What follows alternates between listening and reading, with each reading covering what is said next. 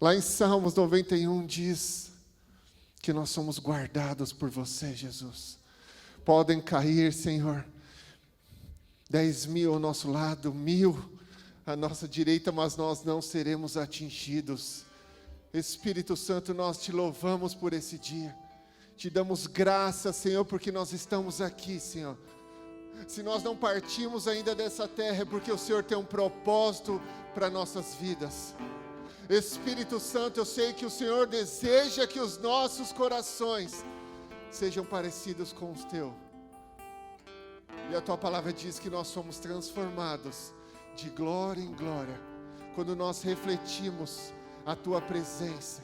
Quando nós olhamos para o espelho, nós contemplamos o Senhor e nós somos transformados.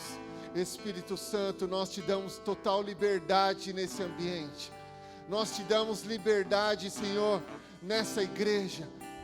Porque nós estamos aqui, isso se tornou uma igreja, a reunião mais importante dessa terra, a reunião dos santos, a reunião onde se faz presente a sua presença. Espírito Santo de Deus, nós te invocamos, que o Senhor manifeste a tua presença de uma forma espetacular.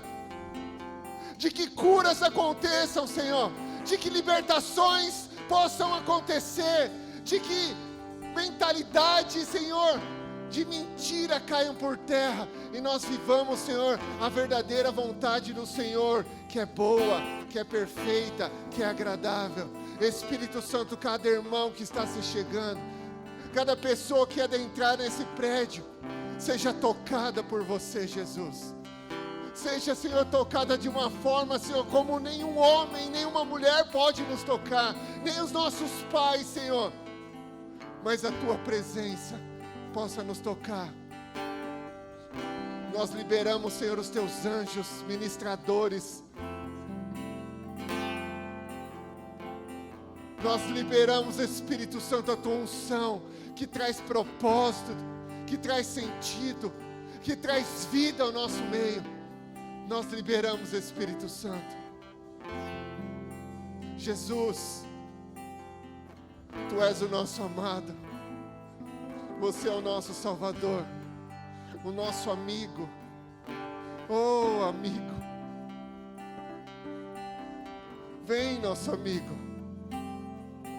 Vem aquecer os nossos corações nessa manhã, trazendo sentido à nossa existência aqui na terra, Jesus. Traz sobre nós, Jesus. Traz sobre nós, Jesus, a convicção que o Senhor tem sobre nós, de que nós somos especiais, de que nós somos únicos, de que o Senhor nos escolheu para algo lindo e maravilhoso que vai alcançar, Senhor, a nossa casa, a nossa família, os nossos amigos. Reflete o teu amor em nós, Jesus. Marca o teu amor dentro dos nossos corações. Nós temos 1h30, Jesus, aqui com você.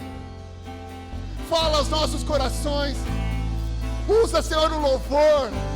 Usa, Senhor, cada palavra. Usa, Senhor, para falar aos nossos corações. Afinal, a tua palavra diz que a fé, ela não vem por eu ler alguma coisa. A fé não vem por eu enxergar alguma coisa que eu acho que é bom. A fé vem pelo ouvir, e ouvir a palavra a respeito de Cristo. A fé vem pelo ouvir a respeito do Senhor. Gera fé em nós hoje, Espírito Santo. Aquele que está, Senhor, abatido, aquele que está desanimado, Espírito Santo, traga o Senhor de volta à vida, assim como o Senhor fez com Lázaro. Traga-nos de volta à vida, Jesus, mesmo quando nós não temos forças. Vem, Jesus, vem, Jesus, vem, Jesus. O Senhor nunca se atrasa. Os seus atrasos são para manifestar algo que nós nunca vimos. Eu declaro em nome do Senhor Jesus que nós vamos ver através do nosso coração coisas que nós nunca vimos. Quero dizer que você é muito bem-vindo aqui. Nosso desejo é que você se sinta tão bem quanto Jesus está sentindo bem lá no céu. Gostaria que você fechasse os seus olhos por um instante. Colocasse a mão no seu coração. Espírito Santo, nós abrimos o nosso coração nessa manhã para te receber. Para receber na porção que nós precisamos, Jesus. Cada um de nós está aqui porque precisa de você, Jesus. Está aqui porque reconhece que sozinho ele não consegue, mas que nós temos um Salvador que pode nos salvar de todas as coisas. Espírito Santo, nós te damos total liberdade nesse ambiente. O Senhor é dono das nossas vidas, dono do nosso coração. Toma o teu lugar de honra. Toma o teu lugar de honra no nosso coração, Jesus. Libera em nós, Senhor, a tua graça e o teu favor. Tira do nosso coração toda dureza. E nos faz, Senhor, incrivelmente felizes e com sentido existencial aqui na terra, Jesus. Eu libero você, eu libero a sua vida, eu libero o seu coração agora, para você receber algo que você nunca recebeu dele. Eu libero sobre você agora o melhor culto que você já deu ao Senhor, sem medo, sem receio, com a liberdade do Espírito Santo sobre a sua vida. Em nome de Jesus.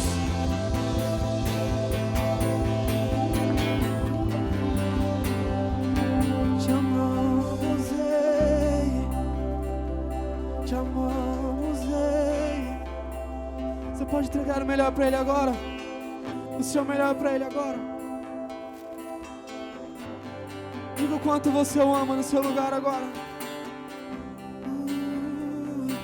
Te amamos, Rei. Nós não queremos suas mãos, nós queremos os teus pés, Deus. Oh,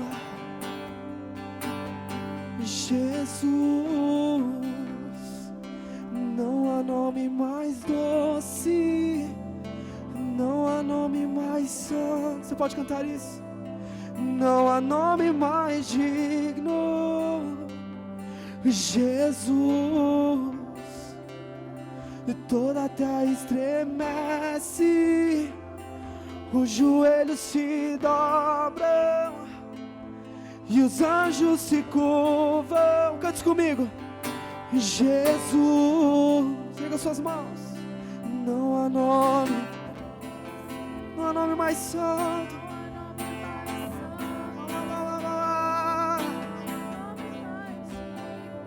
Jesus,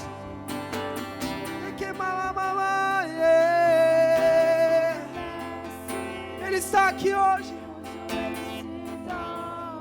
E os anjos, mais uma vez. Jesus, não há nome mais doce, não há nome mais santo, não há nome mais digno. Jesus, Jesus, e toda a terra estremece, os joelhos se dobram e os anjos se curvam. Erga suas mãos mais forte agora. Jesus, não há nome mais doce, e não há nome mais santo. Nós chamamos Jesus, e toda a terra estremece, e os joelhos se dobram e os anjos. Jesus, declare. Jesus, não há nome mais doce, não há nome. Nunca houve. Jesus, e toda a terra estremece, os joelhos se dobram. Céu e terra, declare isso. O céu e terra se se encontram alinhando o seu plano, o universo recebe. E o leão pega as suas mãos e declara isso. O céu e terra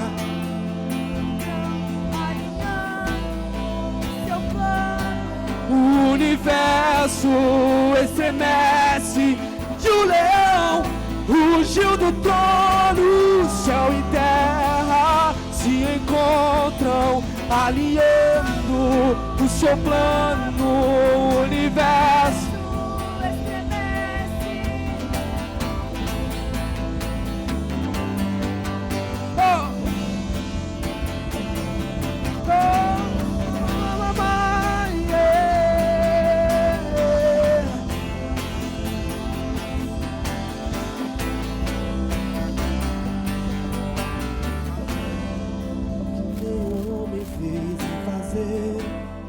O que a história nunca viu vem cumprir o descrito em Joel. Aviva-nos, declare isso. Vem fazer.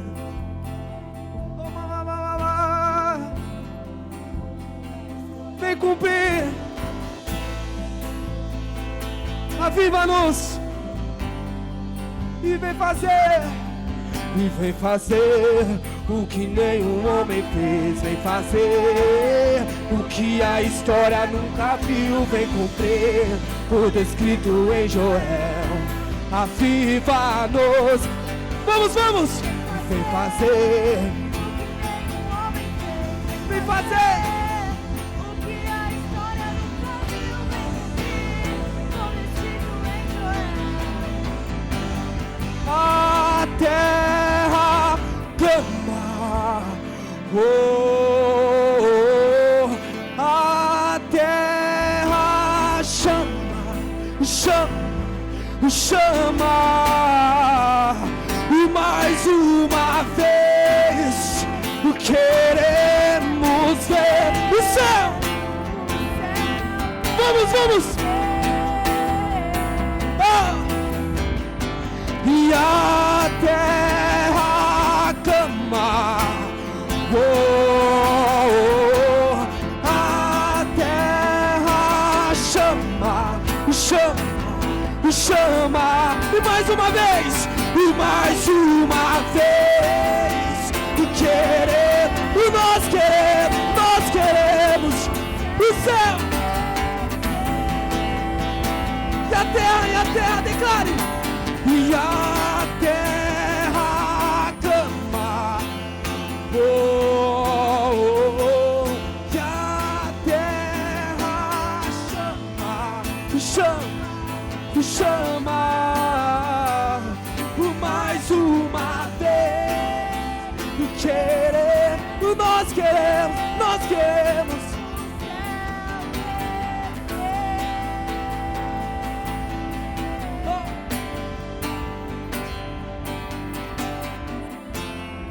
Nós queremos mais. Você que quer mais agora, você pode pedir.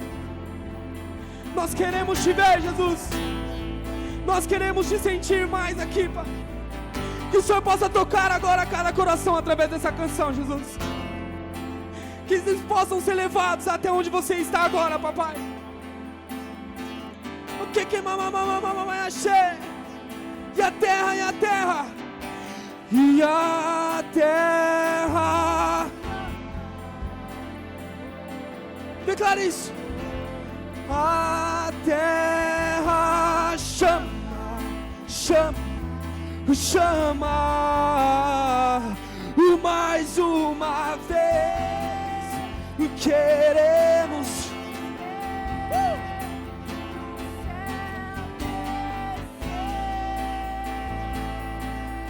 Oh, e a terra clama.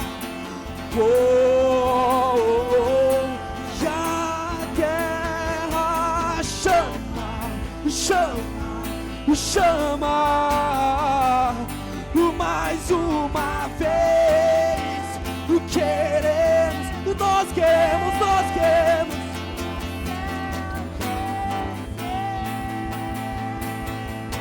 Oh,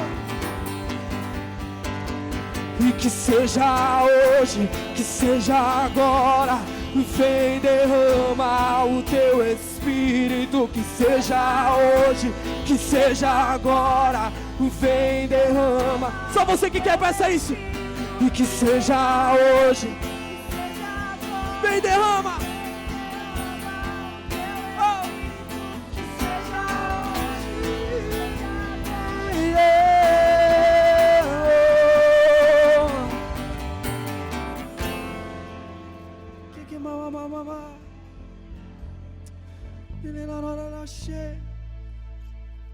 Continue falando com Deus, continue exaltando o grande nome dele. A mais nesse lugar, a mais nesse lugar. Você que quer mais, peça. Poxa, que mamá.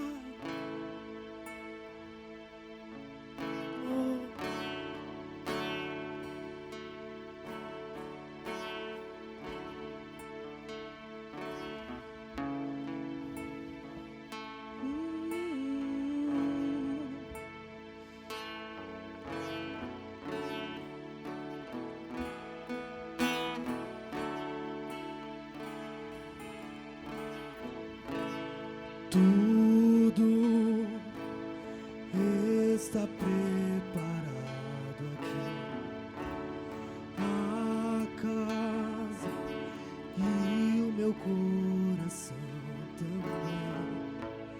Tu és o único motivo que me fez chegar. E os filhos? Os filhos já estão chegando aqui. Agora somos 2 ou 3 ou mais. Encontre meu coração disposto a queimar por ti. E todos os versos e canções que eu consegui cantar, todas as vezes quebrantado, só quero te falar que teu é o reino, e agora pra sempre teu é o domínio e o poder. E que teu é o reino, declare com as suas mãos. Pra sempre. E o poder. E que teu é o reino, mais uma vez. E que teu é o reino, e a glória pra sempre. Teu é o domínio e o poder. Amém, amém.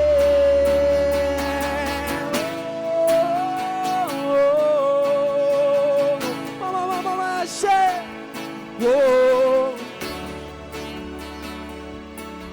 Já adoramos você.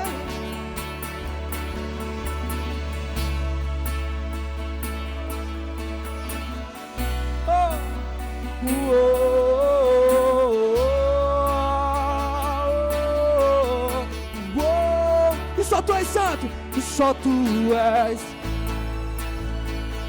Vamos declarar isso ao Rei. Só tu és santo, Deus. Não, tu nunca houve.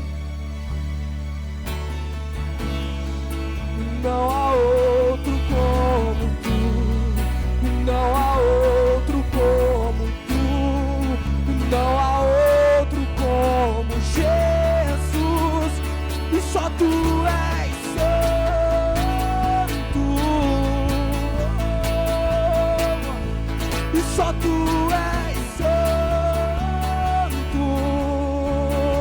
E não há outro como tu. E não há outro como. E não há outro,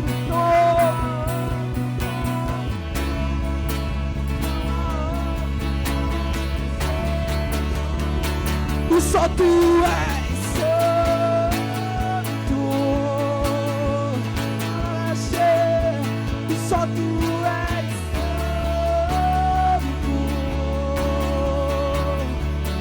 não há outro como tu, não há outro como tu, não há outro como tu, não há outro.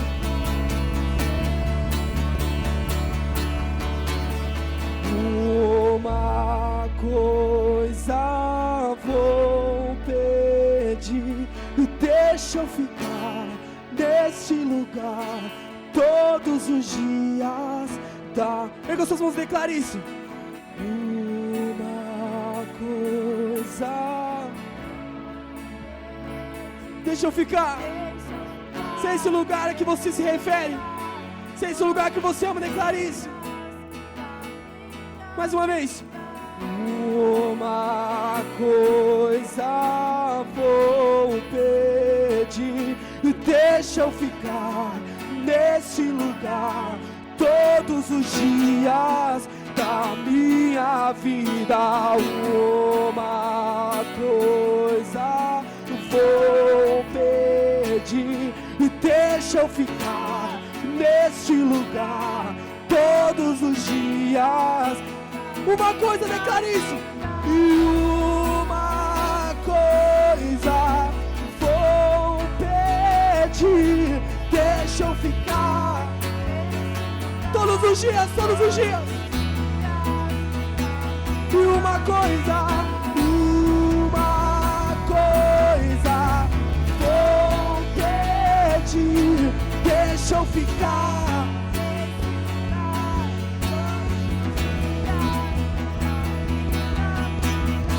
E é aqui que eu me sinto muito bem, é aqui que eu me sinto muito bem, é aqui que eu me sinto muito bem, e não há outro lugar melhor.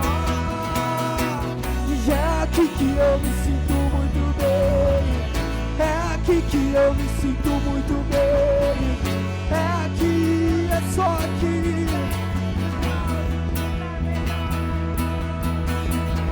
E deixa queimar, deixa queimar, e deixa queimar, deixa queimar, e deixa queimar, deixa queimar. Ei, declara isso. Deixa queimar. Ei, seja incendiado agora pelo fogo de Deus. Onde você está agora, deixa eu falar com você. E deixa queimar, mais forte agora. E deixa queimar, deixa queimar, e deixa queimar, deixa queimar, deixa queimar, deixa queimar, e deixa queimar. Seja incendiado agora, pelo amor de Deus. Vamos, dê o seu melhor.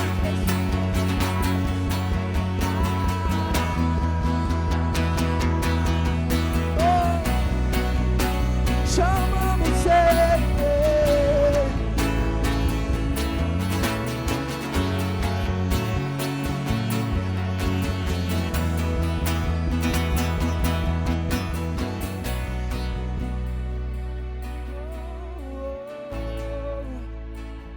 Chamamos, chamamos.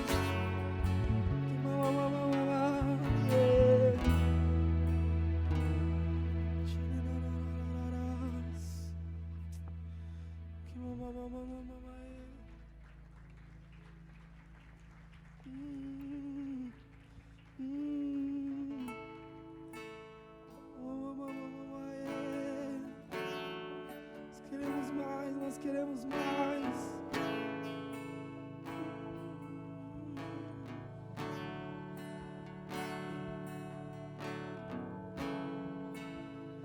Tudo está pronto,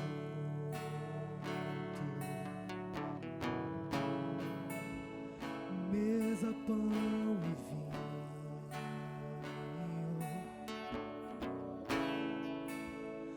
lâmpadas acesas,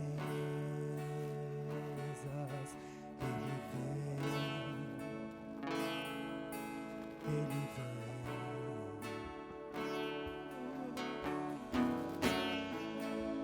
Já é quase hora. Ainda estamos queimando. ainda estou queimando.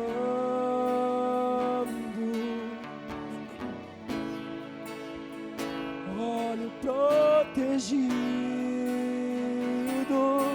Ele vem, Ele vem, Ele vem, Ele vem.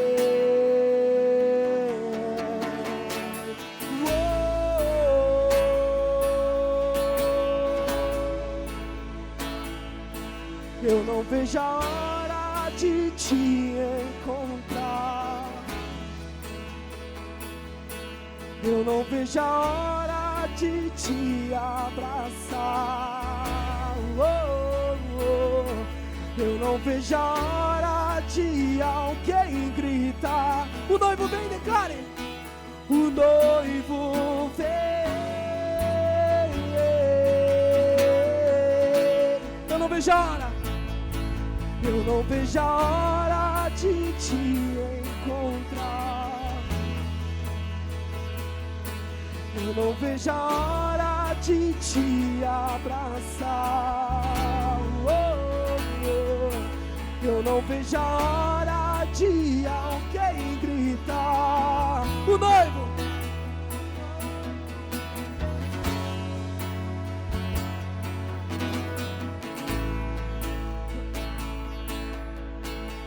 Olha, mas quem vem saltando pelos montes? Oh, olha, mas quem vem lá é o meu amado. Olha, mas quem vem saltando olha, oh, olha, mas quem vem lá é o meu. Declare isso comigo. Olha,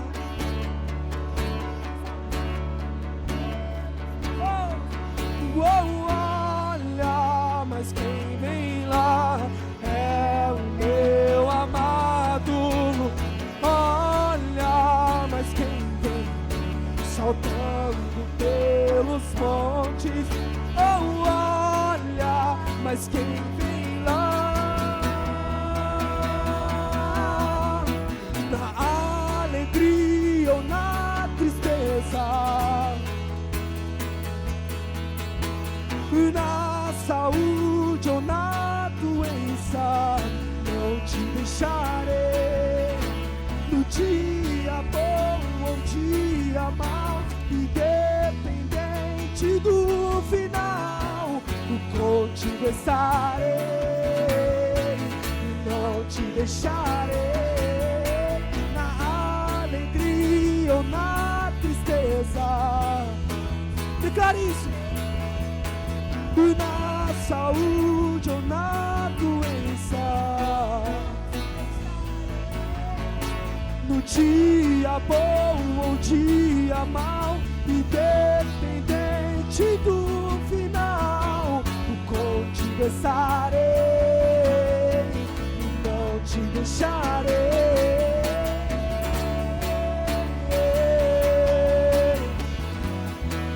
Não te deixaremos ser.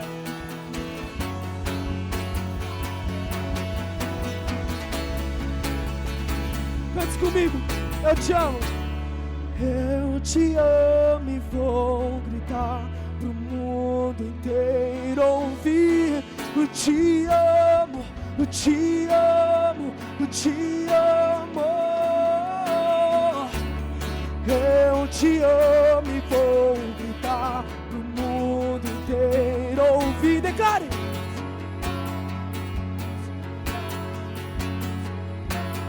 Dê o seu melhor, cante isso. Eu te amo e vou gritar pro mundo inteiro ouvir. Eu te amo, eu te amo, eu te amo. Eu te amo e vou gritar. Te amamos, ei.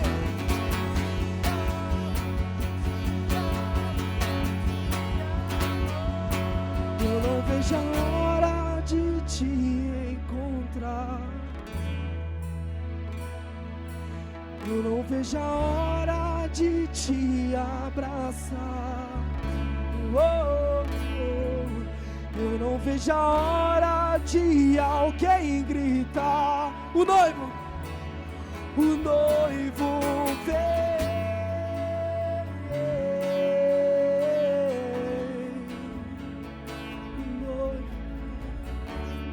Declare isso, o noivo vem. Feche seus olhos e declare: o noivo vem.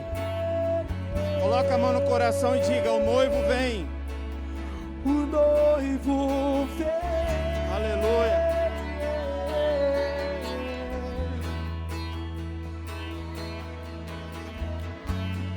Aleluia.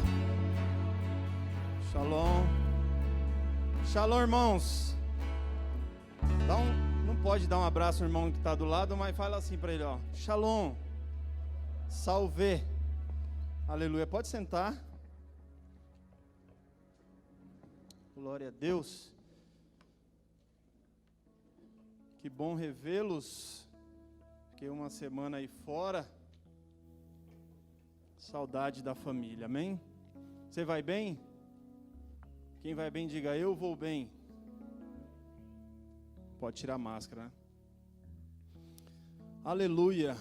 Bom dia, irmãos. Tem muitos rostos novos, né? Muita gente diferente, graças a Deus. Você é muito bem-vindo. Você que está aqui pela primeira vez, ou a segunda, ou a terceira, não sei. Está visitando, está namorando, amém? Antes de casar vem a paquera, o namoro, o conhecimento. Se você está fazendo isso com essa igreja, seja bem-vindo, e o convite é feito aí para você casar conosco e caminhar conosco, amém? Irmãos, eu queria falar sobre algo que fazia tempo que eu não ouvia. Aliás, eu não tenho ouvido muito sobre isso nas palavras que eu ouço, enfim, que é sobre voto. Diga: voto. É interessante, irmãos, que voto por erros que a igreja cometeu, a igreja como um todo, inclusive nós, talvez nós, né, não podemos apontar para os outros, se nós também estamos sujeitos, né, a erros. Por erros que a igreja cometeu, o voto caiu em desuso.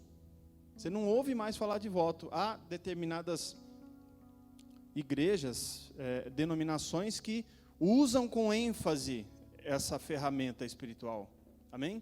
E às vezes até de forma distorcida, mas quem julga é Deus, amém? Diga: Deus é o justo juiz. Deus nos livre de julgar, amém? O fato é que essa ferramenta, ela traz benefícios, ela traz recompensas, ela frutifica, ela traz frutos para quem a usa, amém? E eu queria falar sobre isso, mas antes, põe a mão no seu coração, feche seus olhos e fale: Senhor, eu me exponho à tua palavra, porque a tua palavra é viva, é eficaz. Fala comigo, instrui-me, edifica-me, abre o meu entendimento e me dá fé para praticar. Amém, irmãos? Eu vou falar sobre generosidade. Diga: generosidade. Não é obrigatoriedade. Há uma distância entre as duas coisas. Amém? Porque generosidade aponta para coração, para uma atitude interna de praticar. Obrigatoriedade é uma atitude externa, é uma religiosidade externa, a qual Deus não tem prazer. Deus tem prazer no que vem de dentro. Amém? Vamos lá. Queria falar sobre uma mulher que eu admiro muito, chamada Ana. Diga: Ana. Está lá no livro de 1 Samuel, verso 1. Vamos ler um pouquinho. Eu vou correr porque nosso tempo, né? Nós temos que ser bem objetivos nesse tempo que estamos juntos. Mas vou falar o contexto e já vou entrar no voto de Ana, amém? Quem foi Ana? Ana, mãe de Samuel, profeta Samuel.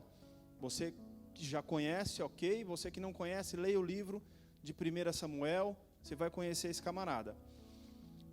Ana era esposa de Eucana, seu marido Eucana, que tinha outra esposa. Na época a poligamia era permitida, por causa da dureza do coração do homem. Deus permitiu a poligamia.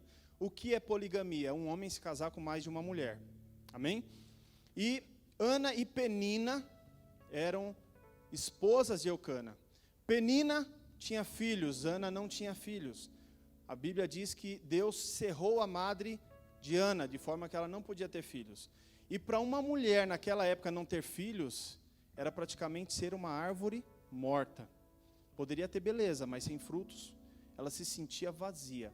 Eu tenho a impressão que nos dias de hoje também, algumas mulheres não querem ter filhos, mas eu creio que está no instinto da mulher gerar filhos, porque sem a mulher gerar filhos não há família, e família é uma unidade da igreja, amém?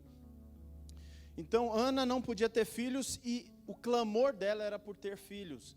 A Bíblia diz que o seu esposo a amava mais do que Penina, de forma que dava a ela dupla porção do sacrifício, que era hábito. Eles sacrificavam ao Senhor e partilhavam do sacrifício. O animal que era ali sacrificado, eles partilhavam e faziam ali como se fosse uma refeição sagrada, né? Algo consagrado ao Senhor, e ele dava a porção dupla para ela, de forma que ele a amava mais. Amém? Só que isso não era suficiente, porque Ana queria ter, diga, um filho. O maior clamor do coração de Ana era um filho. E é interessante que o seu esposo, de forma até egoísta, eu diria, né? Mas a Bíblia que julga, que pode julgar, mas a minha opinião é que ele foi egoísta, falou, mas eu não sou melhor que um filho para você? Não basta eu te amar, não basta você me ter, para que um filho? Um homem que não entendia o coração da sua esposa, porque o clamor dela era ter filho. A sua companheira ali de família ficava ofendendo, caçoando dela, porque ela não era frutífera, não tinha filho, de forma que Ana chorava. E numa dessas ocasiões, de ano em ano, eles subiam para o templo para sacrificar, era algo, né, que era costume deles. E ali, de ano em ano, Ana sempre chorava. E numa dessas ocasiões, Ana chorou amargamente. Ela fez algo interessante. Diga, ela fez algo interessante. Aqui eu abro um parênteses, irmão. Talvez a sua vida como a de ano em ano não muda. Talvez a sua vida de ano em ano, você está acostumado com o mesmo patamar, com as mesmas coisas, parece que o disco não vira. Quem já passou por isso, levanta a mão, ou só eu? Irmãos, mas é interessante que Ana, ela se indigna e ela faz algo inédito até então, ela faz um voto a Deus. E aí, o que é voto? Eu não vou esticar muito, porque não tem mais muito tempo para isso, mas voto é um propósito. Voto é um propósito seu e Deus, seu com Deus. É uma aliança, é um ato profético, porque é um ato espiritual, amém? E ela faz algo no intuito de, Senhor, muda a minha realidade. Me dá um filho, Senhor, que é o que eu mais quero.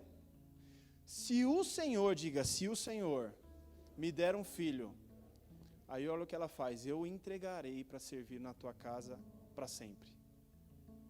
Irmão, interessante, porque ela estava indignada com a situação dela, e ela sabe para quem ela pode correr. Só tem um que pode mudar a nossa realidade. É interessante que tem coisas, por exemplo, talvez você esteja desempregado. Talvez você está empregado e você já estava pleiteando aumento de salário e agora esquece, meu irmão. Você nem sonha mais com aumento de salário. O máximo ali é a manutenção do seu salário. Talvez você perdeu o emprego e seu nível social, entre aspas, seu nível de posse caiu e você está ali. Irmão, o que Ana fez? Ela foi para o lugar, para a pessoa certa e fez um voto. Sabe o que é interessante de voto? Provérbios diz que melhor do que fazer um voto e não cumprir é não fazer voto. É melhor não fazer. Mas não diz para não fazermos voto. Sabe o que é interessante do voto? Muitas vezes, eu sou muito comedido, sou muito cuidadoso nos votos que eu faço ao Senhor. Porque o que eu faço de voto ao Senhor, eu me disponho a entregar. E eu sei que o Senhor é Deus, amém? Diga, Deus não é homem nem filho do homem, para que a gente venha brincar com Ele. E aí, eu sempre sou comedido, eu faço dentro da minha capacidade, meu nível de fé. E cada um julga o seu nível de fé. Só que é interessante, o voto, ele chama a nós para um compromisso. E às vezes a gente tem dúvida da nossa capacidade de cumprir aquilo que a gente fala. Quem já falou e não cumpriu algo? Só eu. Às vezes a gente fala algo e não consegue cumprir, ou por esquecimento, ou por incapacidade de cumprir algo que a gente, de repente, se comprometeu de forma precipitada. A Bíblia fala de um cara chamado Jefté, que fez um voto precipitado. Depois você pesquisa, se não me engano, está no livro de Juízes. Não é o tipo de voto que o Senhor nos convida a fazer. Irmãos, lá em Malaquias 3,10, Deus diz de forma muito clara, tem várias traduções, várias interpretações, mas Ele diz, fazei prova de mim. Cada um entenda como quiser. Se eu não vos abençoar, à medida que você der o dízimo e a oferta. Irmão, você quer viver o sobrenatural? Diga, eu quero. Sabe, Ana não tinha nada para oferecer, a não ser, Senhor, se o Senhor me der um filho, eu consagrarei para te servir eternamente, para sempre, na tua casa. Outro cara, um cara chamado Jacó, a Bíblia diz que ele fugiu do seu irmão, ele atravessa ali um deserto, e ele vai para uma cidade, e no meio ele fala, Senhor, se o Senhor, detalhe, Deus tinha falado com ele em sonho, ele fala, se o Senhor me abençoar, e cumprir aquilo que o Senhor diz, como se Deus não cumprisse, né? De tudo darei o dízimo. Sabe o que ele tinha na mão, irmãos? Diga, um cajado. Talvez uma túnica para cobrir ali, se proteger do sol. E ele fala, de tudo o que o Senhor me der, eu te darei o dízimo. E a Bíblia diz que ele volta, e ele, uma passagem, Deus fala assim, ó, eu me lembrei do seu voto, que você eligiu uma coluna para mim lá, lembra? Então eu vou cumprir aquilo que eu te prometi, e também dizendo, ó, agora você pode também dar o dízimo daquilo que você recebeu da minha mão. E aqui é a minha tradução, amém? Jacó fez um voto com Deus sem ter nada na mão, a não ser um cajado e a ameaça do seu irmão. Indo para um lugar que era do seu sogro, e cada um tem um jeito de lidar com sogro e sogra, amém? E ele faz um voto, e a Bíblia diz, ele faz uma oração linda que ele fala, Senhor, eu atravessei esse caminho, eu indo para a casa do meu sogro, eu só tinha um cajado, agora, a Bíblia diz que ele tinha tanto rebanho, irmão, que ele teve que dividir em grupos, assim, para outro contexto, amenizar a ira do seu irmão. Ele queria comprar seu irmão com presentes, né? Mas é outro contexto. Irmãos, ele fez um voto, ele foi abençoado, e outros tantos. O voto é uma atitude de coragem, de dizer, Senhor, eu creio que tudo vem de Ti, e eu me disponho a fazer um propósito contigo. Quem sabe, eu não quero te induzir a errar, mas eu não posso deixar de falar aquilo que é bíblico. E as referências, irmão, se você quiser anotar aí, está lá em 1 Samuel de 1 até 24, que fala a história de Ana, Malaquias 3,10, e a história de Jacó, que eu falei aqui, Gênesis 28, aí tem o capítulo 31 e 32. Você pode ler lá e depois, se eu estiver errado, você me chama e me corrige, para a gente aprender junto. Mas está lá a história, amém? E aí, irmãos, eu fecho aqui o seguinte, tem um envelope na sua cadeira. Quem viu o envelope na cadeira, diga eu. E eu quero falar para aqueles que é mais difícil fazer isso. Você está desempregado, não tem R$1 para dar na casa do Senhor. Irmãos, quem sabe, você e Deus, quem sabe não é momento de você sair da inércia, sair da mesmice e fazer algo com Deus. Antes orar. Senhor, fala comigo. Porque a Bíblia diz que se nós tivermos fé, não é isso? Se você tiver fé, já aconteceu. Tudo que você pedir em oração, credes que já recebeste, está no passado, já existe. Quem sabe não é hora de você sair dessa mesmice, sair desse vale e fazer algo com Deus, que é a fonte de todas as coisas. Talvez você está desempregado e fala, Marco, mas eu não tenho nem capacidade, meu currículo não é adequado para me recolocar naquele nível de salário que eu gostaria de estar. Irmão, Deus não precisa disso para te abençoar. Deus não precisa da sua capacidade para te fazer voar voos altos. Deus precisa da sua fé, e nem de muita fé. Pode ser uma fé pequena, do tamanho talvez de um grão de mostarda, mas que pode crescer. Quem sabe, eu relutei em falar sobre isso, porque é um ponto polêmico às vezes, Mas quem sabe não é hora de você falar, orar ao Senhor e falar: Deus, eu quero viver coisas grandes. Eu quero mudar essa situação, eu quero me casar, eu quero ter a minha casa própria, eu quero ter um emprego que eu tenha satisfação em trabalhar, em contribuir. Eu quero ajudar, ofertar, não só o meu tempo, mas dinheiro na casa do Senhor. Será que você tem coragem de orar: Senhor, me prospera para que eu invista na tua obra? Será que é errado orar assim? Será que Deus se ofende com uma oração assim?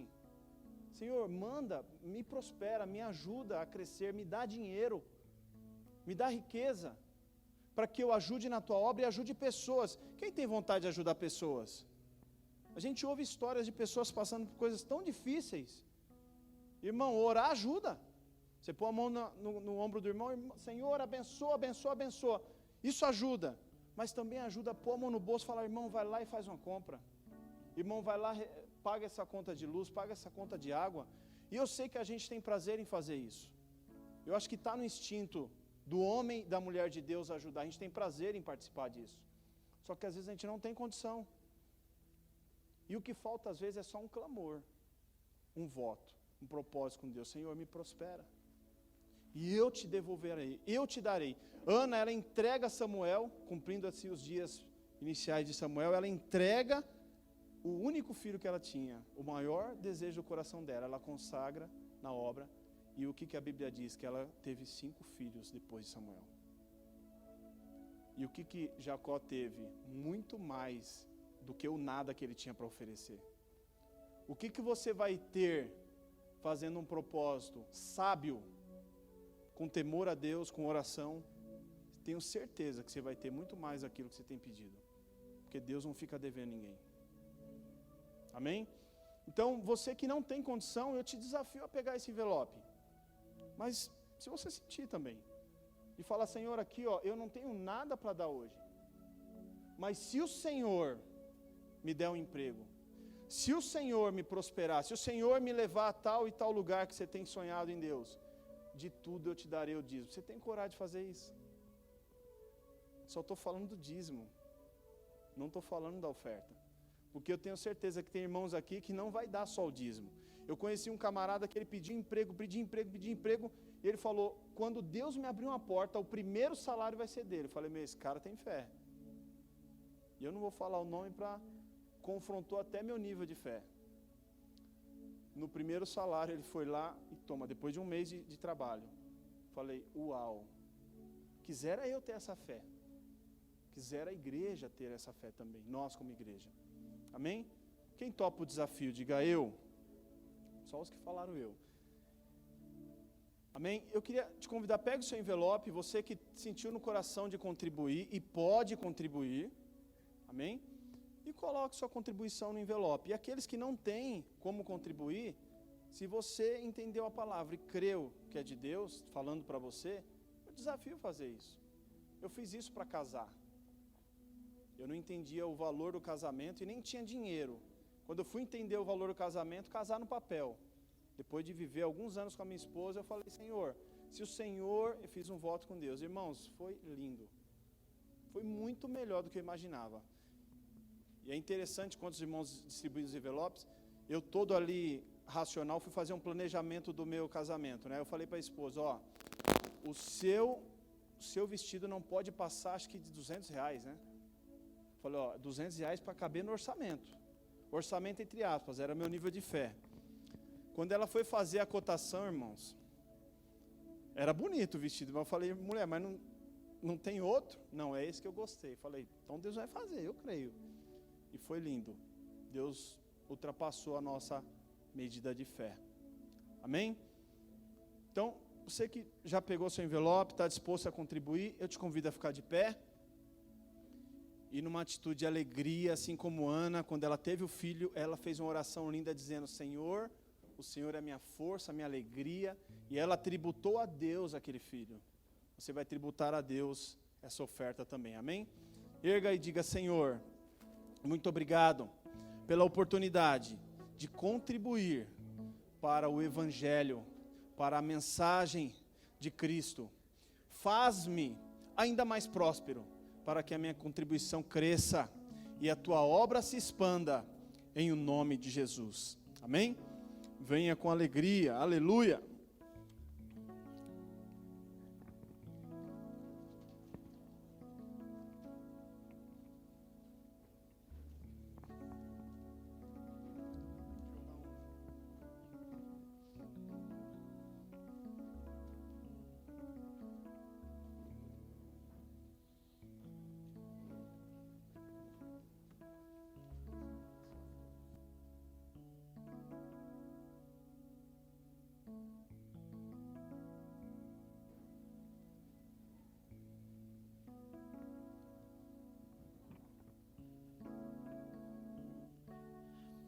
Shalom, irmãos. Muito bom dia a todos. Privilégio estar aqui com os irmãos. Fui desafiado pelo pastor aí a dar início à nossa série, né? A família que Deus fez. Nós utilizaremos esse tempo para falar de família. E eu achei bastante oportuno e estratégico que a gente acabou de vir de uma série falando perdão. E agora a gente vai falar de família. Tem tudo a ver, né, irmãos? Muito relacionado. Então eu vou trazer hoje a primeira palavra dessa série. Vou falar sobre família, família de uma maneira geral. Antes de começar, quero te convidar a fechar os seus olhos, colocar sua mão sobre seu coração. Deus, nós estamos aqui essa manhã como igreja, Pai. Nossa expectativa, o nosso desejo é que o Senhor fale conosco. Ó Deus, abra os nossos olhos espirituais, abra os nossos ouvidos, Pai. Tira as escamas, Espírito Santo, para que nós possamos entender, Pai, os Teus princípios e os Teus valores. Ó Deus, que a Tua palavra possa cair em terra fértil nos nossos corações, para que isso dê frutos na nossa vida. Ó Espírito Santo, eu quero declarar que os nossos corações estão quebrantados, os nossos ouvidos, Pai, estão atentos a Te ouvir, porque nós amamos a Tua palavra. Fala, Pai, com cada irmão. Ó Deus, eu repreendo aqui toda tentativa do diabo, Pai, de paralisar aquilo que o Senhor está fazendo na vida dos meus irmãos, na nossa vida como igreja. Ó Deus, mas o Senhor tem a liberdade para falar aos nossos corações e fluir essa manhã, Pai. Em nome de Jesus, amém. Aleluia. Irmãos, então eu vou tratar esse tópico aqui, falar sobre família, um assunto tão importante, um tema tão vinculado à nossa vida como igreja, à nossa vida como sociedade. E a gente vai abordar alguns temas aqui. E hoje, na verdade, eu quero falar sobre a família num aspecto geral. A nossa família e a família de Deus e como essas coisas estão relacionadas e como a Bíblia relaciona tudo isso. E é muito importante a gente enfatizar nesse momento o peso de importância que a família tem. Porque a família, ela é uma instituição divina. A família foi instituída antes mesmo da igreja. Antes mesmo de qualquer coisa, Deus já instituiu a família. Então a família, ela é a base de tudo. De toda a obra que Deus faz, absolutamente tudo que Deus faz no homem, na terra, está vinculado com a família. E aí deve surgir na gente um questionamento: por que será que Deus tem algo a fazer com a família? Por que Deus ele dá tanta importância à família? E quando eu digo isso, nós precisamos pensar além da nossa família terrena. Nós precisamos pensar na eternidade. Por que Deus nos trata como família? Por que Deus nos chama de filhos? Por que Deus quer nos trazer para perto e nos chamar de família? E eu quero ler lá em Gênesis, no capítulo 2, o versículo 24, que é o princípio da família, é onde a família foi criada. Família do homem. Gênesis 2, 24, diz assim: portanto, deixará o homem o seu pai e a sua mãe, e apegar-se-á a sua mulher, e serão ambos uma só carne. Então o primeiro aspecto que nós temos que ver aqui, até o Marcão começou a falar, eu achei que ele ia pregar o que eu ia falar, porque ele falou justamente sobre a poligamia, né? E ele explicou, a poligamia são pessoas que, principalmente antigamente, em algumas culturas ainda existem, pessoas que se casam com mais de uma pessoa, né? Então, um homem se casa com mais mulheres, e também, no caso de homem com várias mulheres, é poliginia, homem com várias mulheres. Poliandria é uma mulher que se casa com vários homens. E muito importante, como o Marcão falou, por que isso acontecia? Porque às vezes a gente lê a Bíblia e a gente vê que homens de Deus, eles casaram com mais de uma mulher. Grandes exemplos, grandes homens. Salomão, por exemplo, só ele teve 1000. Já pensou? Você já pensou em como isso é tão louco, né? Ele poderia ter uma mulher hoje e repetir ela só depois de quase 3 anos. Irmãos, isso é realmente muito distante da nossa realidade. Mas nós vemos casos de poligamia na Bíblia. Mas esse é o padrão de Deus? Não. O Marcão falou bem. Por que isso acontecia? Por conta da dureza do coração do homem. E aí, eu quero te ensinar uma coisa. Toda leitura que a gente faz, toda vez que a gente for se alimentar da palavra de Deus, de um ensino, seja de qualquer coisa, você precisa se atentar ao seguinte ponto, principalmente para que você não caia no ensino errado. A Bíblia, ela não é um estudo de exemplificação. Você não pode olhar para a Bíblia e falar assim, não, se esse cara fez, eu vou fazer exatamente o que ele fez. Você precisa analisar o preceito que está por trás disso, o princípio que está por trás disso. Então nós podemos olhar a vida de alguns homens de Deus e ver que eles foram poligâmicos, mas eu olho para eles e eu preciso entender o porquê, o princípio que está por trás disso. E o fato é, irmãos, a Bíblia inteira, nós podemos analisar e nós vemos que o princípio de Deus acerca de família e de casamento é um casamento monogâmico, ou seja, um cônjuge apenas, você e mais uma pessoa. Alguns eram poligâmicos por conta da dureza do coração, mas esse não era o padrão de Deus. Aí você pode falar, Diego, lá atrás era aceitável. Não era aceitável. Qual que é o 10º mandamento? Não cobiçarás a mulher do teu próximo. No singular, a mulher do teu próximo. Já expressava um desejo de Deus de que o homem estabelecesse uma família e tivesse um vínculo.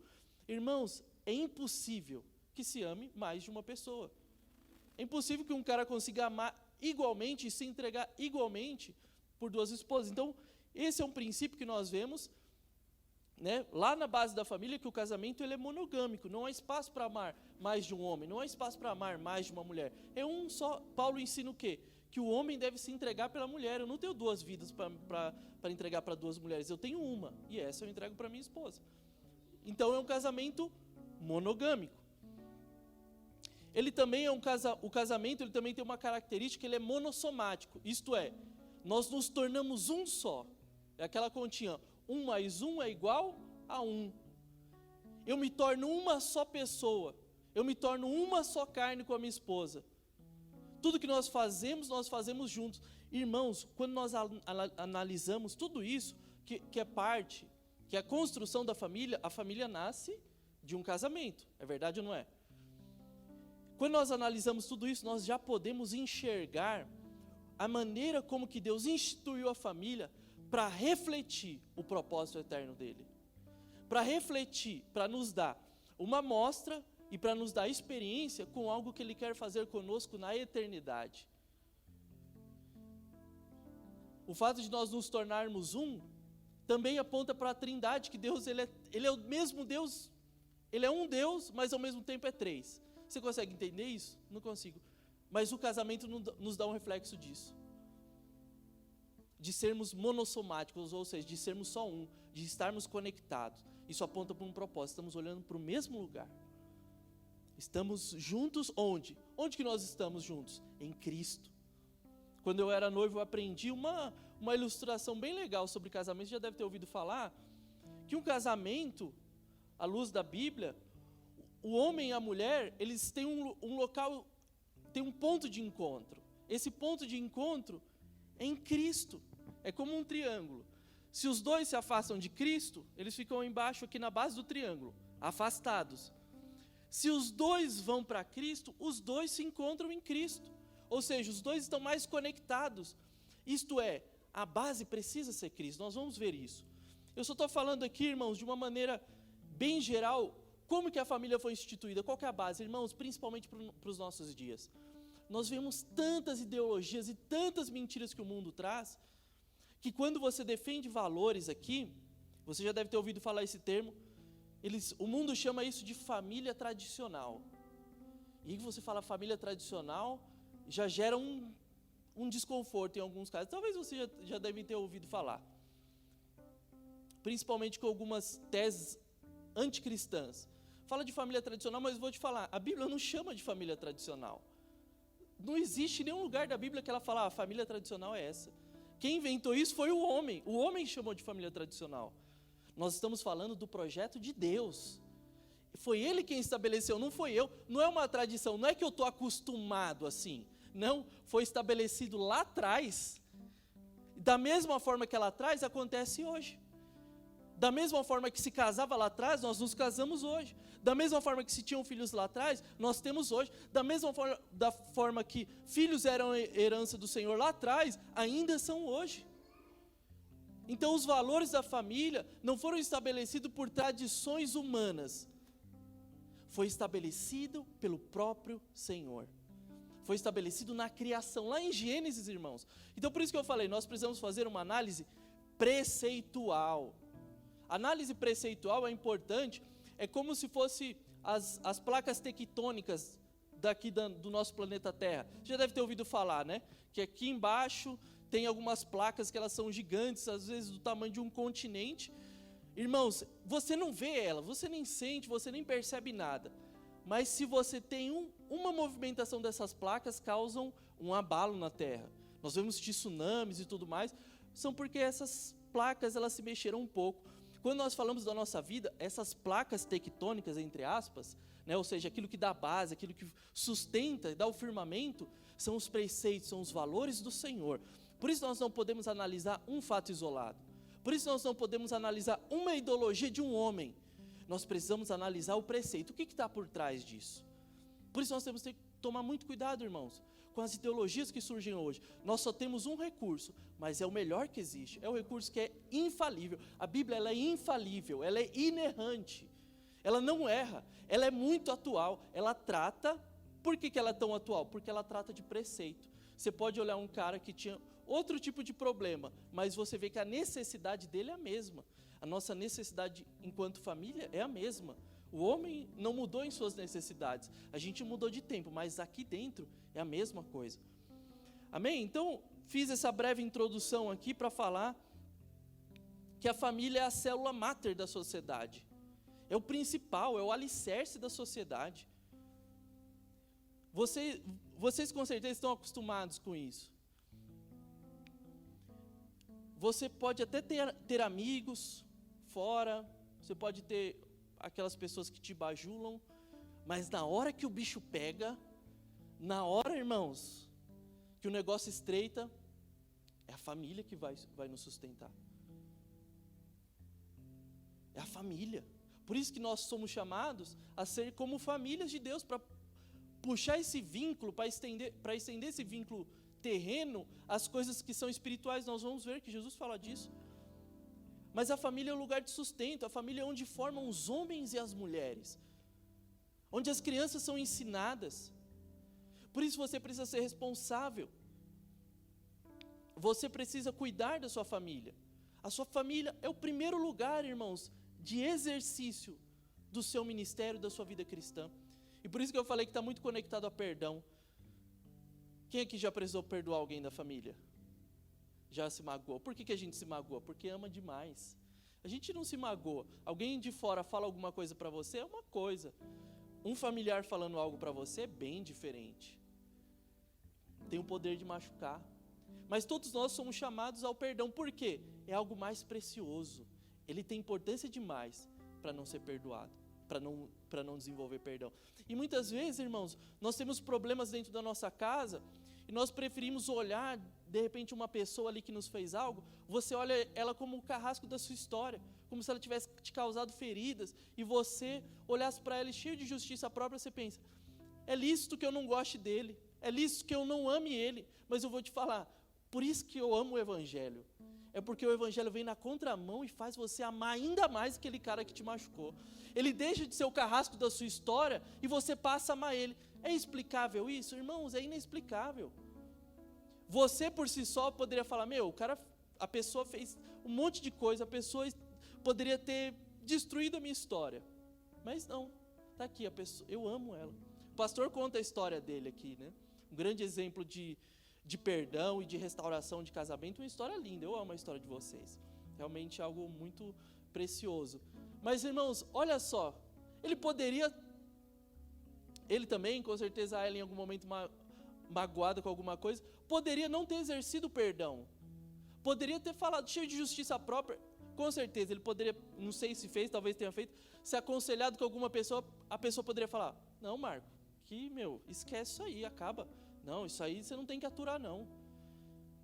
A pessoa concordaria com ele também poderia concordar, se fazer de vítima, colocar o outro como o carrasco da história, e aí? Mas uma família sendo destruída. Não, o propósito de Deus é a família. O Senhor entrou na vida deles, no casamento, perdoou, olha só que maravilha, né? São nossos pastores hoje, porque deram uma resposta lá atrás. Deus fez algo na vida deles. Mas é a família, veja bem, onde começou tudo isso? Na família, se não tivesse restaurado certamente, eles não viveriam nada do que vivem hoje. Assim também na nossa vida, nós podemos olhar as pessoas ali, alguém que te magoou, alguém que te causou feridas, você olha para aquela pessoa e você pensa, cara, ele foi o carrasco da minha vida. Mas a questão é a seguinte, irmãos, eu falo por experiência própria, você nunca vai conseguir ser curado, enquanto você não aceitar isso e mudar sua visão em relação a isso. E você preparar seu coração, meu pai fez várias coisas para mim. E eu falo de mim mesmo, meu pai tinha muita mágoa com ele. Irmãos, eu dou isso como um testemunho realmente, e quem está perto de mim é prova disso. Eu tenho um relacionamento com meu pai que eu não sei explicar. E aí eu só posso atribuir a Deus mesmo. Que eu falo, eu poderia ter motivos para não amá-lo como eu amo. Mas eu também não quero nem saber dos motivos, eu sei de uma coisa, eu poderia pensar que ele é o carrasco da minha história. Hoje eu enxergo a situação que Deus restaurou a minha família. E o que é melhor, irmãos? Você ficar aí com a sua razão, com a sua justiça própria, ou que Deus restaure a sua família? Muito melhor que restaure a família, né, irmãos? Então, isso exige um posicionamento nosso. Agora eu quero falar algumas considerações de Jesus sobre família. Porque no Antigo Testamento nós vimos que algumas coisas ainda estavam ali desarrumadas, como poligamia, por exemplo. Era algo que, por conta da dureza do coração do homem, impedia que a família, com base nos preceitos do Senhor, se estabelecesse. Então Jesus veio reafirmar os valores sobre família. Ele veio falar, o preceito é esse, o valor é esse, o princípio é esse, vai ser assim. Então ele veio reafirmar algumas coisas que Deus já tinha falado antes, mas por conta da dureza do homem, ainda não era praticado de uma maneira íntegra. O primeiro ponto a primeira consideração que eu quero falar para você é, Jesus reafirmou os laços de matrimônio entre homem e mulher e declarou sua indissolubilidade como uma instituição divina. Ou seja, ele declarou que o casamento, com base nos preceitos do Senhor, entre um homem e uma mulher, ponto. É o princípio, é a maneira de se construir família. Porque o valor disso está na família, não simplesmente num romance. Porque às vezes a gente está acostumado, ao nosso conceito de família ou de casamento, acostumado com o que a gente vê em filme. Porque todo filme tem um casal, né? Às vezes a gente assiste filme e eu fico bravo às vezes. É filme de tiro, tem que ter um casal. Eu falei, é tiro? Tem que ter tiro só.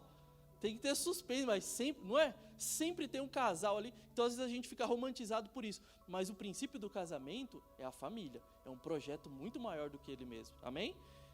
Então, lá em Marcos 10, capítulo 10, versículos 5 a 8, Jesus diz: E Jesus respondendo disse-lhes, pela dureza dos vossos corações, vos deixou ele escrito esse mandamento. Porém, desde o princípio da criação, Deus os fez macho e fêmea. Por isso deixará o homem seu pai e sua mãe, e unir-se-á à sua mulher. E serão dois uma só carne, e assim já não serão dois, mas uma só carne. Olha só, Jesus está reafirmando. Ele falou, sabe o que foi dito lá em Gênesis por Moisés? O princípio da criação é aquilo mesmo, aquilo ali. Mas ele fala, pela dureza dos vossos corações. Então ele está reafirmando, ó, o seu coração é duro.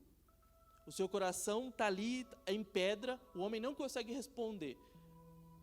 Mas agora, depois da vinda de Jesus, uma vez que o nosso coração, a Bíblia diz que seria substituído um coração de pedra por um coração de carne, que é o evento do novo nascimento do homem, nosso novo nascimento, que Deus ele não consertou o homem, o velho homem morreu e é um novo homem, entendeu?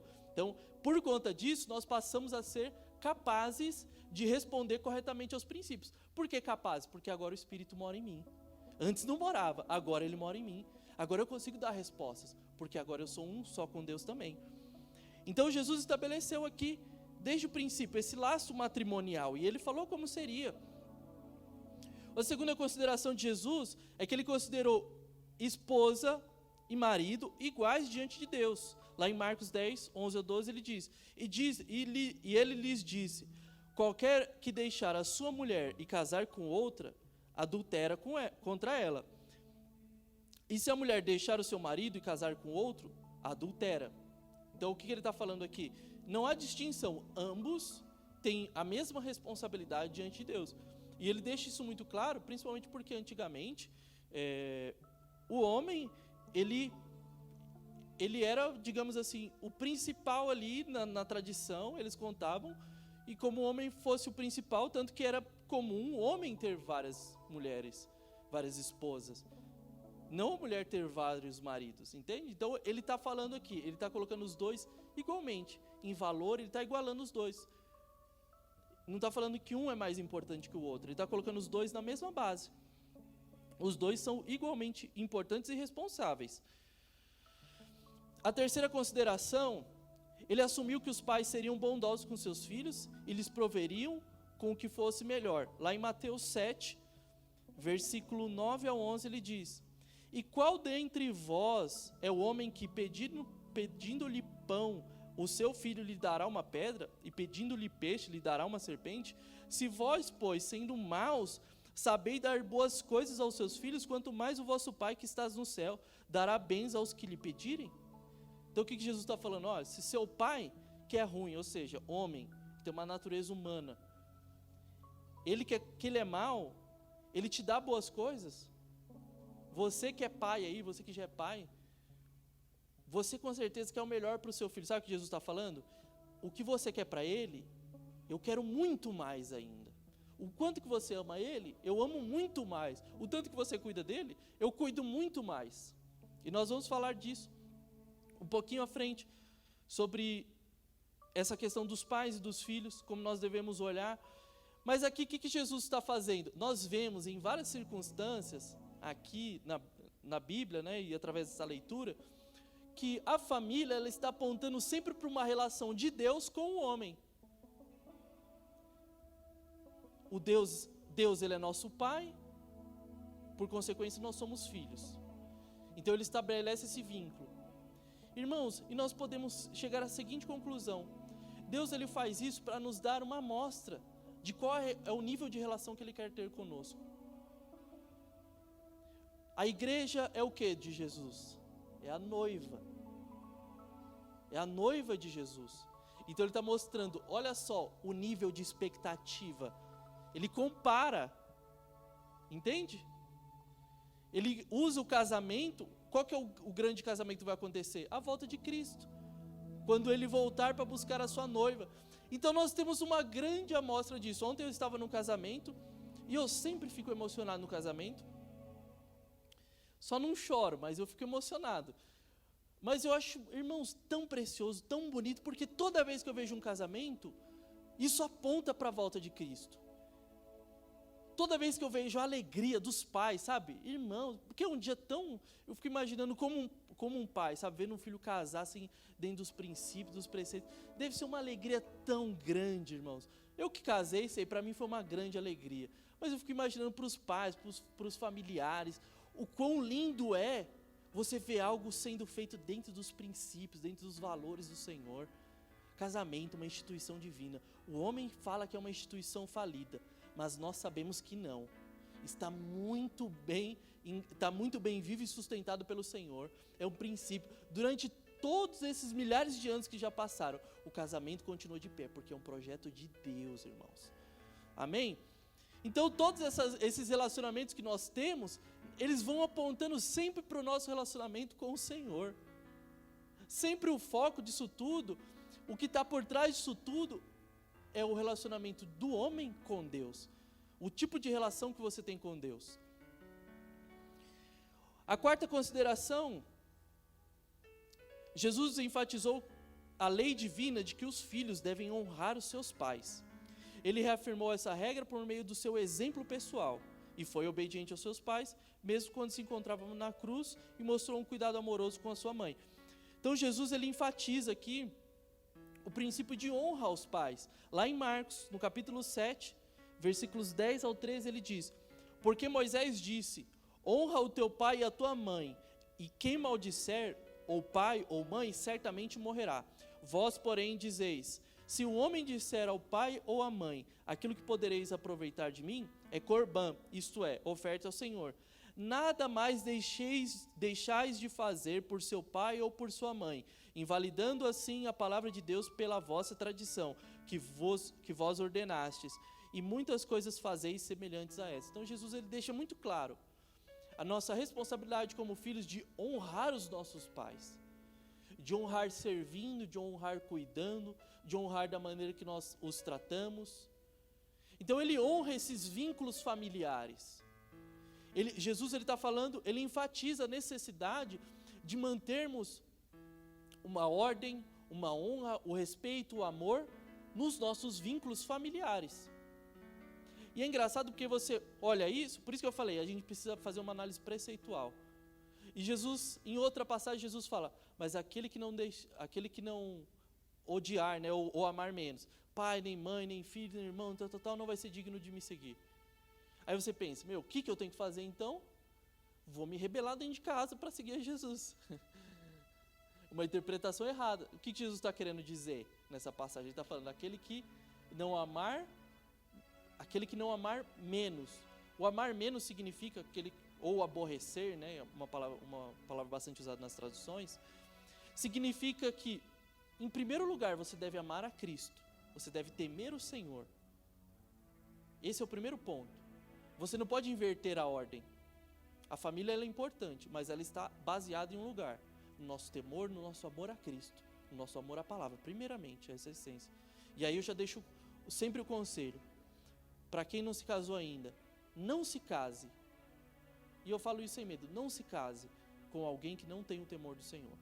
Não se case com um homem que não ama a palavra. Não se case com uma mulher que não ame a palavra. A quinta consideração de Jesus. Ele insistiu, os laços que unem a família terrena são suplantados pelos vínculos que unem os membros da família espiritual. Consequentemente, considerava a família terrena como uma escola de treinamento para a família celestial. Olha só o que ele fala lá em Marcos 3, versículo 32 ao 35. E a multidão estava sentada ao redor dele e disseram, eis que tua mãe e teus irmãos te procuram e estão lá fora. Ele respondeu dizendo, quem é minha mãe e meus irmãos? E olhando em redor as pessoas estavam assentadas junto a ele, disse, eis aqui minha mãe e os meus irmãos. Porquanto qualquer um que fizer a vontade de Deus, esse é meu irmão, minha irmã e minha mãe. Então o que Jesus está fazendo aqui? Não é que ele estava rejeitando a mãe dele, falando, não, isso aí não são os meus parentes, não. Porque muitos interpretam assim, quando chegou a mãe de Jesus e seus irmãos, e aí os discípulos só avisaram, né, como o texto diz, e ele falou, não, quem é minha mãe e meu irmão? Na verdade, a minha família é essa daqui, são todos aqueles que fazem a vontade de Deus. Não quer dizer que Jesus estava negando a sua família, o seu vínculo terreno. Pelo contrário, porque em outras passagens nós vemos Jesus demonstrando o amor e o carinho pela família terrena, como homem. Ele está fazendo menção ao laço de família com o propósito eterno, Ou seja, ele está fazendo menção de que nós agora como igreja somos parte de uma mesma família. Nós temos um vínculo também enquanto família, porque nós amamos a vontade de Deus e isso nos une. Agora nós fomos unidos, por que nós nos chamamos de irmãos?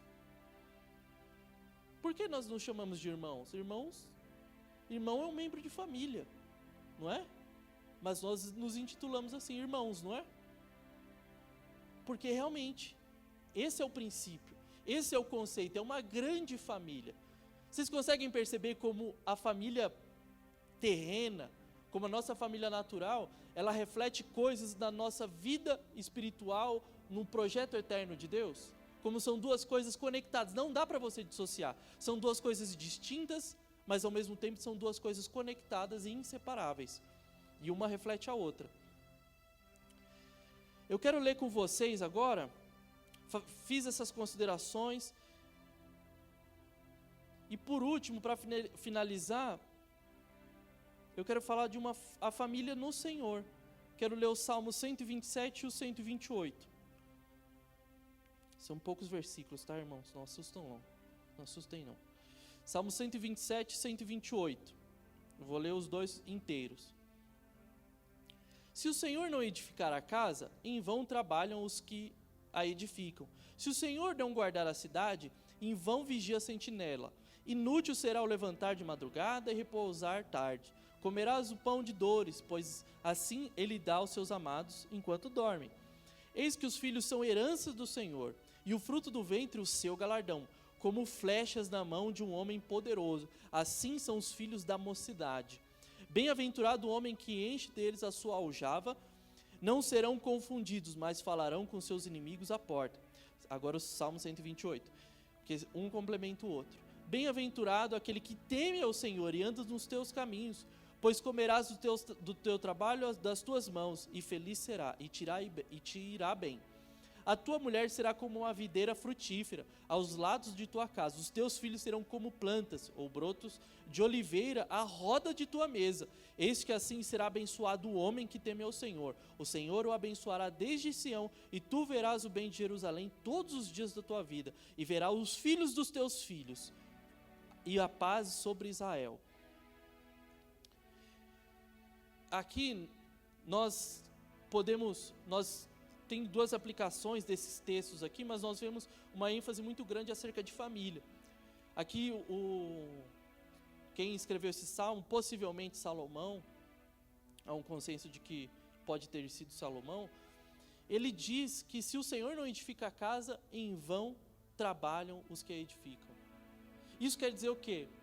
Se o Senhor não for a base do nosso lar, se o Senhor não for o centro da nossa casa, se nós não compreendermos o valor que o Senhor tem, a importância que Jesus tem dentro da nossa casa, em vão a gente trabalha para edificar. Você pode trabalhar, você pode se dedicar pelos seus filhos, você pode trabalhar 12 horas por dia, pagar a melhor escola, você pode dar as melhores refeições, você pode levar para viajar, você pode fazer tudo. Em vão você trabalha. Se o Senhor não estiver edificando a sua casa, em vão você trabalha. Se o Senhor não estiver como a base do nosso lar, em vão nós estamos trabalhando para edificar o lar. Em vão. Por quê? Nós não temos garantia de nada. Você não pode garantir. Eu não posso garantir. A minha única garantia, a sua única garantia é o Senhor, é a sua palavra, são as verdades bíblicas. Aqui, ele diz que os filhos são como herança do Senhor. Eles são como uma herança. Ou seja, eles são dados por Deus. Isso que é interessante, porque filho, ele é dado por Deus. Ele é de Deus, mas é seu. Entende? Ele é seu, mas é de Deus. Ele dá como dizendo, tá aqui, é seu. Cuida, que é meu. Toma conta dele, que é meu. Assim como o Marcão, por isso que eu falei, acho que o Marcão vai pregar o que eu preguei aqui. Ele deu o exemplo de Ana. Ela era um filho dela, mas ela criou para o Senhor. O que ele enfatiza aqui? Os filhos são como flechas na mão do arqueiro ou do homem poderoso.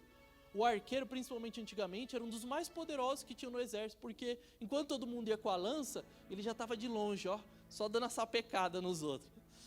Então ele era muito poderoso. Só que é o seguinte, irmãos, o arqueiro ele precisava carregar só a aljava, ele precisava carregar o peso das flechas, ele levava a flecha. A flecha tem o potencial ali de atingir o alvo, mas ele precisa lançar. Eu falo, não como pai, porque ainda não sou, quero muito, estou cheio de expectativa, está no plano já, mas eu falo como um filho. Fui lançado da mão de alguém, teve alguém que me carregou até o lugar que eu precisava ir e me lançou. Essa pessoa, no meu caso, foi minha mãe, realmente. Uma mulher de muita oração, insistiu em mim, por isso que eu dou o testemunho. Irmãos, essa semana que vem vai fazer 9 anos que eu me converti, estou muito feliz por isso. 9 anos, graças a Deus, o Senhor tem me sustentado. Me converti com 19 anos. Irmãos, várias vezes, não foi uma nem duas. Às vezes eu chegava da balada, de festa, né? Quem me vê hoje não imagina, mas eu gostava. Eu chegava da balada, irmãos, tinha uma Bíblia na minha cama. Às vezes ficava até mal, às vezes até meio, né? Meio chapado, olhava, nossa, que pesado, né? Chegava assim, e sempre tinha uma palavra. Aí no outro dia ela vinha e falava, ó, tirei uma palavra para você, estava orando por você. Irmãos, como que ela via algo em mim? E com certeza ela olha hoje e ela vê uma flecha lançada, mas ela precisou me carregar. Talvez você olhe para o seu filho hoje e você não vê muita coisa, mas você precisa carregar ele. Ele é uma flecha, você precisa carregar. Ele tem um potencial enorme, mas você precisa carregar ele. É você, não é outra pessoa, é você que precisa carregar ele. Até o momento certo. No momento certo, irmãos, não se preocupe, Deus vai fazer a obra. Deus vai fazer. Não se preocupe, a obra é dele, mas você precisa levar a flecha. Você precisa carregar até o ponto certo e atirar. Amém? Gostei desse amém, gostei mesmo. E aqui o salmista ensina mais algumas coisas sobre família. Bem-aventurado é aquele que teme ao Senhor e anda nos teus caminhos. Irmãos, princípios básicos, bem-aventurado. Você vai se dar bem em tudo que você faz, você vai ter uma vida abundante em tudo que você faz. Anda nos caminhos do Senhor, pois comerás do trabalho das tuas mãos. Ou seja, ele está honrando o trabalho aqui. Ele está honrando o fato do homem ser aquele que vai prover o sustento da família. E você vai se alegrar disso. Olha só, pois comerás do trabalho das tuas mãos, feliz será. Você vai se alegrar em poder trabalhar para sustentar a tua família. A tua mulher será como uma videira frutífera. Uma videira frutífera, irmãos. E aqui ele traz esse exemplo principalmente porque a videira era uma das coisas mais cultivadas na época. A videira trazia algo que eles produziam várias coisas. Então uma videira frutífera era tudo de bom. E ele ainda fala, os teus filhos serão como plantas ou brotos de oliveira à roda da mesa. A palavra aqui mais aplicável é broto, porque é pequeno. É um brotinho. Sabe o que isso aponta? É um potencial que está ali, junto de você. O seu filho é um potencial. A oliveira era a planta mais importante naquela época, porque delas eles extraíam a azeitona e o azeite, que era amplamente comercializado. Então a oliveira era assim, um dos principais, que ele está falando, os seus filhos serão como oliveiras, ou seja, é um grande potencial. Os seus filhos, você pode olhar eles pequenos, mas eles têm um potencial. Eles têm algo acontecendo na vida deles. Ou seja, ele está falando, olha que isso aqui tem muito valor. Olha que isso aqui tem muito valor. Isso aqui vai te dar muitas alegrias. Isso aqui, esse filho que você tem, vai trazer muita felicidade para o seu coração. Eu vou fazer muitas coisas na vida dele. Jesus, aqui o que o salmista está querendo dizer é que há um valor nisso. Amém? Então ele traz isso. Eis que será abençoado o homem que teme ao Senhor. Ou seja, que considera, que teme ao Senhor. E é muito importante entender qual é o sentido desse temor. Não é que tem medo de Deus, mas alguém que tem temor é alguém que tem um profundo respeito, uma profunda admiração. Tudo que ele faz, ele considera o Senhor. Ele não toma atitudes egoístas. Você não vai comprar uma casa e pensa simplesmente em você. O desejo dele é sempre temendo ao Senhor, querendo saber que, nos princípios do Senhor, qual que é a melhor decisão que eu preciso tomar? Eu temo ao Senhor. Amém? Irmãos, eu Era isso que eu queria trazer para vocês. Eu gostaria de orar por vocês. Orar com vocês, na verdade. Podemos orar então? Orar pelas nossas famílias. Quero te convidar a se colocar em pé.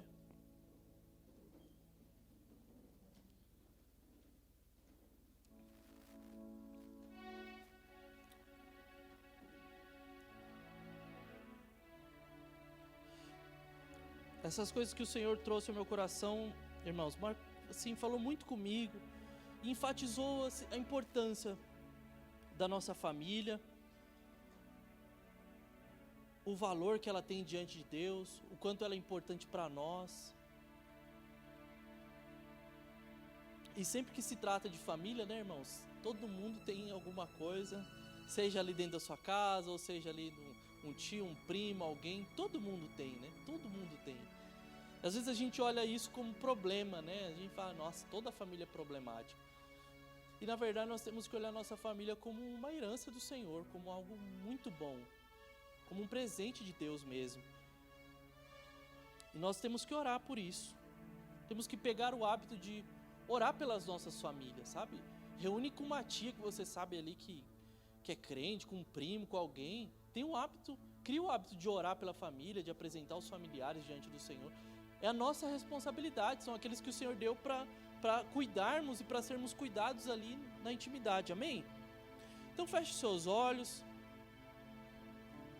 coloca diante de Deus aí. Talvez, irmãos, eu não conheço, né, a história de todo mundo, não conheço a realidade de todo mundo, mas talvez você esteja numa situação como eu citei aqui no início, precisando liberar perdão para alguém, precisando de uma restauração na sua casa, ou talvez até mesmo você está aqui com a sua esposa, com o seu marido, você precisa de uma restauração do seu casamento. Irmãos, isso não é vergonha não, porque todo mundo é provado de alguma forma. Ainda citei o exemplo do pastor para você se sentir mais tranquilo assim, para lidar com isso, para você se abrir para que Deus entre aí na sua família. Quero que você apresente agora a situação diante do Senhor, a sua casa, de uma maneira geral, os membros da sua família, o seu pai, sua mãe, seus filhos, aqueles que estão dentro da sua casa. Bem, faça isso com encargo, faça com amor, deixe que o Senhor entre no seu coração. Deus, nós oramos agora, Pai. Ó Deus, nós compreendemos, Pai, é muito claro a Tua obra, o Teu desejo, Pai, de estabelecer as nossas vidas através da nossa família. Ó Deus, a Tua obra é realizada dentro do nosso lar de uma maneira muito real e muito consistente. Deus, nós queremos apresentar a nossa casa diante do Senhor, os nossos familiares, ó Espírito Santo, aqueles que precisam liberar perdão. Ó Deus, eu oro nesse momento, Pai, para que o Senhor capacite, para que o Senhor dê força, para que o Senhor derrame a Tua graça, Pai. Ó Deus, derrama o amor que esse irmão não pode liberar sobre os familiares. Ó Deus, que ele receba do Teu amor agora, para que ele consiga transbordar dentro do seu lar. Ó Deus, talvez há pais aqui que estão frustrados com os Teus filhos, olhando, Pai, seus filhos não como flechas, não como potenciais, não como herança do Senhor. Ó Deus, mas eu quero declarar, Pai, que eles passarão a olhar os filhos na sua ótica, na sua visão, sabendo que antes de serem filhos deles, são filhos do Senhor. Eles estão cuidando, mas são filhos do Senhor. O Senhor é o grande responsável, é o Senhor quem cuida, é o Senhor quem faz a obra, como diz, Pai, o salmista. Se o Senhor não guardar, em vão vigia o sentinela. Se o Senhor não edificar a casa, em vão trabalham. Ó Deus, nós oramos pela nossa família, entregamos ela nas Tuas mãos. Sabemos, Pai, que de nós mesmos nós não podemos fazer nada, mas nós sabemos que se a nossa família estiver no Senhor, ó Deus, abençoados nós seremos. Se nós temermos ao Senhor, abençoados nós seremos. Ó Deus, entra na nossa casa. Ó Deus, entra nos nossos corações. Ó Deus, nos ensina a amar as nossas famílias, Pai, como o Senhor nos amou. Ó Deus, nos capacita, Pai, a amar. Ó Deus, vem com restauração aqui de famílias, Pai. Ó Deus, restaura relacionamentos de pais com filhos, de filhos com pais. Ó Deus, de irmão com irmão. ó Deus, de marido com esposa, restaure em todos os níveis, Pai. Nós clamamos, Pai, porque nós reconhecemos que se o Senhor não edificar, nós trabalharemos em vão. Ó Deus, derrama, Pai, a Tua graça e a Tua misericórdia sobre as nossas vidas, para que sejamos, Pai, uma família que toca a eternidade, uma família que reflete a família eterna, que reflete o Senhor, que reflete o Seu relacionamento, Pai. Em nome de Jesus, nós oramos, Pai, na convicção de que o Senhor já está fazendo algo, porque a Tua palavra diz que o Senhor trabalha para aqueles que nele esperam. A Tua palavra também diz que o Senhor dá aos Seus amados enquanto dormem. Ó Deus, nós estamos descansando agora da nossa família. A nossa família não é um fardo, a nossa família não é um peso, a nossa família não é um lugar de infelicidade, a nossa família é um lugar de alegria constante, a nossa família é um lugar de orgulho, a nossa família é um lugar de cumprimento de propósito, a nossa família é um lugar de amor e, sobretudo, Pai, a nossa família é um lugar de manifestação da Tua glória e manifestação da Tua presença. Ó Deus, nós Te louvamos e Te engrandecemos, Pai, porque o Senhor é a base da nossa família. Em nome de Jesus. Amém. Agora somos 2 ou 3 ou mais. Encontro meu coração disposto a queimar por Ti. E todos os versos e canções que eu consegui Feche seus olhos. cantar, todas as vezes você sabe essa canção, cante ela. Só Ela fala sobre uma família que se reuniu e nós estamos aqui reunidos em nome de alguém muito maior que nós, alguém mais poderoso. Ele é o nosso rei, Ele nos reuniu como família. Você faz parte da família de um Deus celestial que criou todas as coisas. Eu e você somos a expressão dele aqui. Eu e você somos importantes para Ele. Você é importante, você faz parte dessa família. Uau!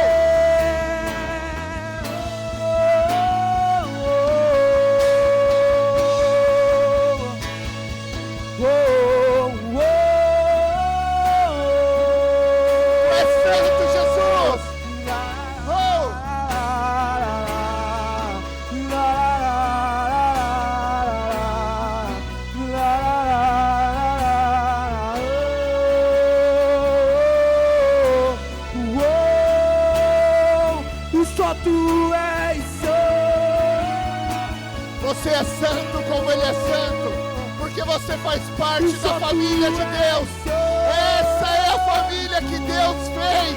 Você, eu e você somos santos como Ele é santo. Somos a expressão de Deus aqui na terra. Eu e você vamos construir algo como Jesus construiu. Receba algo dele agora. Receba coragem. Receba agora.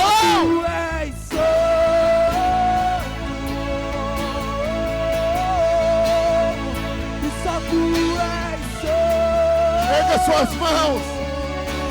Erga suas mãos o mais alto que você puder. Como se fluísse dele para você. Como se fluísse rios de águas vivas dele através de você. Jesus, e só Tu és santo.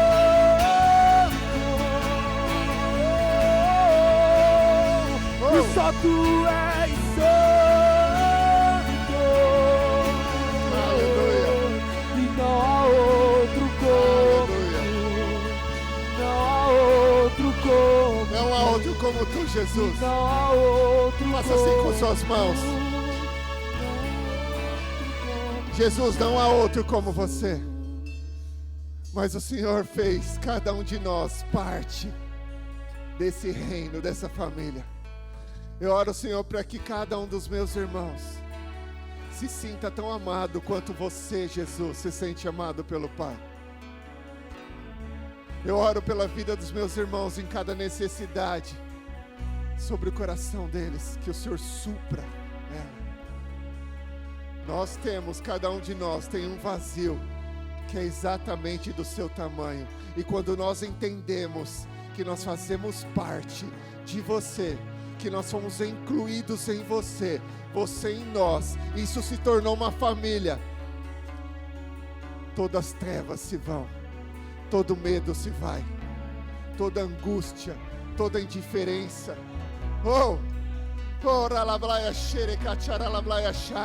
Receba no seu coração a convicção de que você é filho, de que você é filha amada, e que o Senhor tem prazer em você. Tenha uma semana extremamente abençoada, em todos os sentidos, na área profissional, financeira, na sua saúde, nas suas emoções, na sua casa. Eu declaro que o favor do Pai está sobre você, sobre a sua casa, sobre tudo aquilo que você colocar nas suas mãos será seu como herança. E eu declaro que as doces consolações do Espírito Santo seja sobre você, hoje, amanhã e até a volta do nosso Senhor Jesus. Vá em paz, que o Senhor abençoe a sua vida, prospere você. E se você creia, aplauda Ele, em nome de Jesus. Nada vai nos separar do seu grande